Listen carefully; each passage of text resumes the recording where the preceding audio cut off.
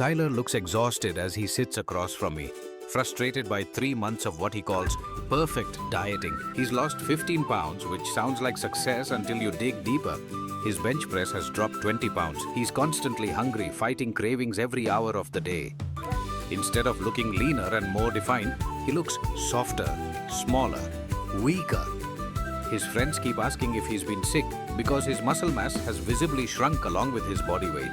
Tyler tracks every calorie religiously, stays within his deficit, and trains 5 days per week. So why does he look and feel worse despite losing weight? I'm Lucas, and when I reviewed Tyler's food logs, I found the answer immediately. Tyler is eating only 40 to 50 grams of protein per day. As a 200-pound man who trains regularly, Tyler needs 160 to 200 grams of protein daily. He's eating less than 1/4 of what his body requires to preserve muscle mass during fat loss. This isn't just suboptimal, it's nutritional sabotage that guarantees muscle loss along with fat loss. Here's what most people don't understand about protein. It's not just another macronutrient you can substitute or minimize. Protein is the non-negotiable foundation that everything else builds on. During fat loss, adequate protein preserves the muscle mass you've worked years to build. Without sufficient protein, your body breaks down muscle tissue for energy just as readily as it burns fat. Tyler wasn't just losing weight, he was losing the exact tissue he wanted to keep. But protein does more than preserve muscle. It increases satiety better than carbohydrates or fats, keeping you full and satisfied between meals. Tyler's constant hunger wasn't willpower failure, it was biological hunger from inadequate protein intake. Protein also has the highest thermic effect of any macronutrient. Your body burns 20 to 30% of protein calories just digesting, absorbing, and processing it.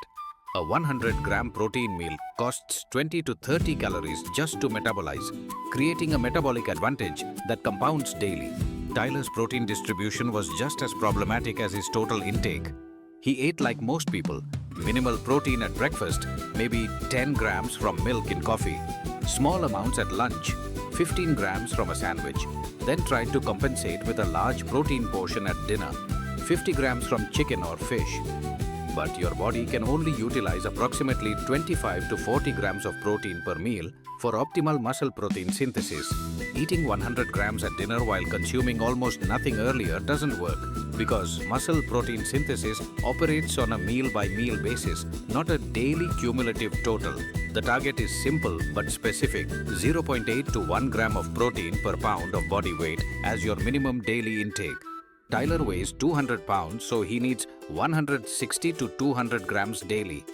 This isn't negotiable or flexible based on preferences. It's a biological requirement for anyone serious about preserving muscle mass while losing fat. Distribution matters as much as total intake. Instead of 10 grams at breakfast, 15 at lunch, and 50 at dinner, Tyler needed to spread 170 grams across 3 to 4 meals. 40 to 50 grams per meal maximizes muscle protein synthesis throughout the day and maintains steady amino acid levels in his bloodstream. This consistent protein supply signals his body to preserve muscle tissue instead of breaking it down for energy. Whole food sources should be prioritized over processed alternatives.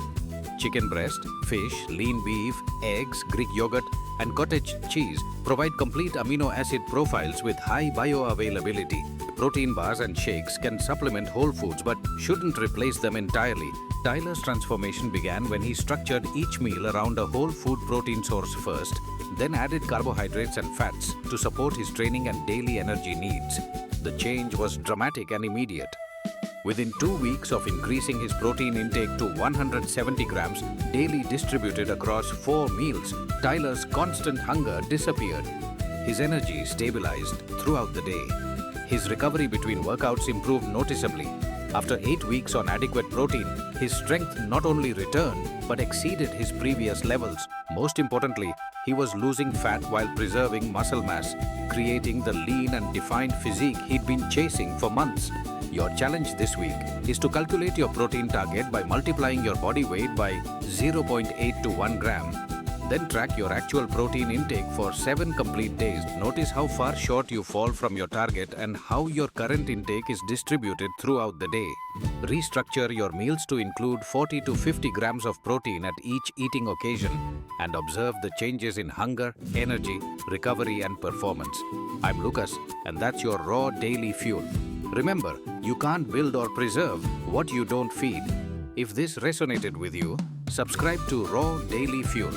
Diverse voices, global perspectives, one mission, giving you the foundation that everything else builds on.